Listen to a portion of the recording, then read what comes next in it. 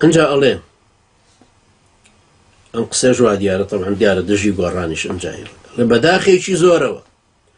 بەداخێکی زۆرەوە ئەتوانم بڵێم 50 ساڵە 50 ساڵ زیاترە حیزبەکان لە عێراق حیزبەکان لە کوردستان 50 ساڵە لافی دیموکراسی و لافی عەلمانیەت و لافی مەدەنیەت لێ ئەدەن بەڵام لایەنی کەم ئەرکەکانیان لەم بارەیەوە جێبەجێ نەکردووە بەڵکو هەندێ لایەنیش بە ناوی عەلمانیەت و بە ناوی چەپ و بە ناوی ئۆپۆزیسیۆن و بە ناوی گۆڕانکاری جەزرەبە لە ڕۆشنگەری و جەزرەبە لە عەلمانیەتیشەدا و لە خزمەت دژەکانی عەلمانیەتیشە لە خزمەت دژەکانی مەدەنیەتە لە خزمەت دژەکانی ئازادیە و بەداخێکی زۆرەوە ئەتوانم بڵم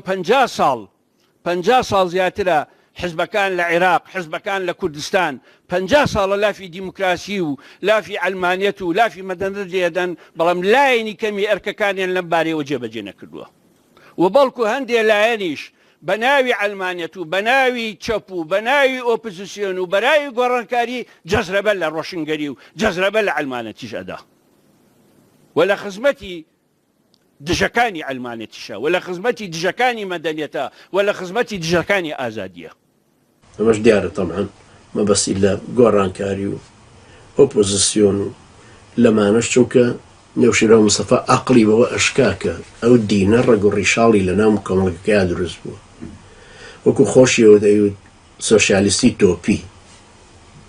ئیعترافێکی نێودەوڵەتیشە بەوەی کە سەرمایەداریەکە سەرکەوت دیموکراسی دیدوتێڕوانینی ئەوروپی سەرکەوت بەسەر سۆڤێتە کورتترین عمری حەزارەتی هەبوو ساڵی 1970 هاتە سەر حکم 1970 ڕوخە 70 ساڵی دەوام 80 ساڵی دەوام نەکرد ملەتەکەشی هەموو فەقیر کرد واگەر هەروە یەلتسین حکمی بکردایە بە تاکید لە کوردستان فەقیرتر بوو پاشان ئەڵێ ئەم تێگەیشتنە سەقەتە هەرمەبەستی ئەو تێگەیشتنە سەقەتەیە کە با بڵێن ئۆپۆزیسیۆن و گۆڕانکاری و ئەوانە کە هەڵوێستەکانیان دژ بە عەلمانیەت بوو هەڵوێستەکانیان دژ بە دیموکراسی و دژ بە کۆمەڵایەتی و دژ بە ئەوانە بوو ئەڵێ ئەم تێگەیشتنە سەقەتە لەلایەن زۆرێک لە حیزبەکان زۆرێک لە سەرکردەکان بۆ چۆنیەتی پەروەردەکردن و گۆڕانکاری لە کۆمەڵ زیانێکی ئەجگار گەورەی لە پێشکەوتنی کۆمەڵایەتی ئێمەدا سەرنجامی یەکێک لەو زیانە سیاسی و ئایدۆلۆجیی کە لە کۆمەڵگەی ئێمە درا ئەوە بوو بینیمان لە 15-20 ساڵی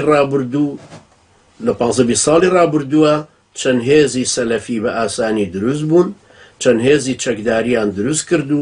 بە ئاسانی کارەساتیان لە کوردستانە خۆڵقان ئەم تێگەیشتە سەقەتە لەلایەن زۆرێک لە حیزبەکان زۆرێک لە سەرکردەکان بۆ چۆنیەتی پەروەردەکردن و گۆڕانکاری لە کۆمەڵ زیانێکی ئەجگار گەورەی لە پێشکەوتنی کۆمەڵایەتی ئێمەدا و سەرنجامی یەکێک لە هۆیەکانی ئەو زیانە سیاسی و ئایدۆلۆجیەی کە لە کۆمەڵی ئێمەدرا ئەو بینیمان لە 15-20 ساڵی ڕابردوو چەند هێزی سەلەفی بە ئاسانی دروست بوون و بە ئاسانی هێزی چەکداریان دروست کرد و بە ئاسانی کارەساتیان لە کوردستانە خوڵقاند یعنی هەبوونی حیزبە ئیسلامیەکان جارەوە ئەزانێ بە سەبەبی ململانەی ناو خۆیان وڵام نەوشیرۆ مستەفا ویستێتی ئیسلامیەکان بێنە پێش یا پارتی ویستێتی یەکێتی ویستێتی ئەویتریان لە ڕقی ئەو ڕێگای بەویتردا کاکە و ئیسلامە زۆر کۆنە لە ناو مشتەمای یعنی ئمە وەکو فیکر ئیسلامی مامۆستا سەدیق عەبدولعەزیز خوای گەورە بیپارێزێ ئێستا زیندوو ماوە ساڵی 1961 لە مزگەوتی پاشا لە هەڵەبجە بەیعەتی دا بە سوبحی داودی کە کوردێکی کەرکووچیە و ئێستا لە هەولێرەوە الحەمدوللا ئەویش ماوە 1961 یعنی ئەوە بۆ 6 ساڵە چێ ئەم بەیعەتە دراوە ئەم خەڵکەیش لەسەر ئەم فکرە سیاسیەکە ئیخوان فکری ئیخوان و ئەدەبیاتی ئیخوان ئێمەی ڕۆشنبیر کرد لا إكراه في الدين لا نافية للجنس بيوتر لە زمانی عربی لەبەر ئەوەی بە دوایە هاتووە ناوە نەکیرەیە مبني على الفتح ئەگەر وابوو ئەمە پێوترە لای نافية للجنس يعني وەکو ئەڵێ لا رجل في الدار يعني تەوا پیاوی لێ نییە نێرینەی لێ نییە مناڵ بێ گەورە بێ هەرزەکار بێ پیر بێ هەرچی بێ جنسی پیاوی لێ كالي لا إكراه في الدين جنسي تين فشار وزخت كردن وبغزاندن وشوساندن لو رقرتني دينانية شو الدين قناعاتي عقلية دين لناخي إنسانه دين إيمان داريتية كلا سرتاوى أبيه دوای گەشە و نەشوونەوەکە هەتاکۆ بگاتە ئیمانی تەقواکارە ئەمەی تۆ زۆر فەخر و شانازی پێوەکەی کاکە ئێمە بڕوامان بەمە هەر هەبووە لا ئیکراها فی الدین ئێمە و ئێوە کە ئێوە بە عەقڵتانە ناچێ یا تەسەووری ناکەن و یا بە عەمدەن خۆی لێ جێلەکەن ئێوەش و مەعەلمانەکانی تریش و غەربیش ئێمە لاریمان لە کوفری تۆ نییە هیچ کێشەیەکمان لەگەڵ کوفری تۆ کوفری ئەویتر کوفری ئەویتر نییە بۆیە هەموو دینە جیاوازانن لە ناو ئیسلامە ژیاون ئەم کابرایە لەم دیوەوە پێغەمبەری خوا عەلەیهی سەڵاتو وسەلام کە وەفدی نەجران مەسیحی بوون هاتنە خزمەتی مزگەوتەکەی کرد بە دوو بەش و بەشێکی نەسارا لەو دی بوون ئەمانەیانوت عیسا کوڕی خوایە لەو دیویشەوە هەر ئەو مزگەوتە ئەمانەیانوت لا ئیلاهە ئیلا الله یعنی ئەم دوو تەناقوسە زۆر گەورە بە یەکتری ئیسلام قبوڵی کردووە ئیسلام ئەم هەموو دینانەی تری قبوڵ کردووە کە لە هەندستانە 600 ساڵی حکم کردووە لە ئەفریقا هەموو مەسەنیەتە ئیسلام ئیشکالیاتی لەسەر ئیماندارێتی خەڵکەکە نییە خەڵک ئازادن لەوەی ئیمان دێننیانە لا ئیکراها فی الدین ئەمەیە بە سیستم و حکومەکە و سەروەرەتی ئەبێ بۆ شەرعەکە مادام مسلمانان دەسەڵاتیان لەسەر ئەم منطقەیە گرتووە ئەمە بووە بە دارالئیسلام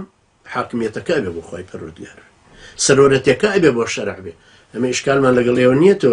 هەروکوتیشم تۆگەر لە خارجی یەکێتی ویتا بێ لێرە مناقەشەکەی نەکەوینە قسەکردن جەنابەتی هەر کەسێکی تر بینێری بەس بۆ کوشتن نام جارەش وەکو جاری پێش ئێمە ئیشکالاتێکمان بە هیچ شێوێک لەگەڵ کەسەکانیە کە مشریکە کافرە باوەڕی هەیە یان نییە یەزیدیە مەجووسیە بوداییە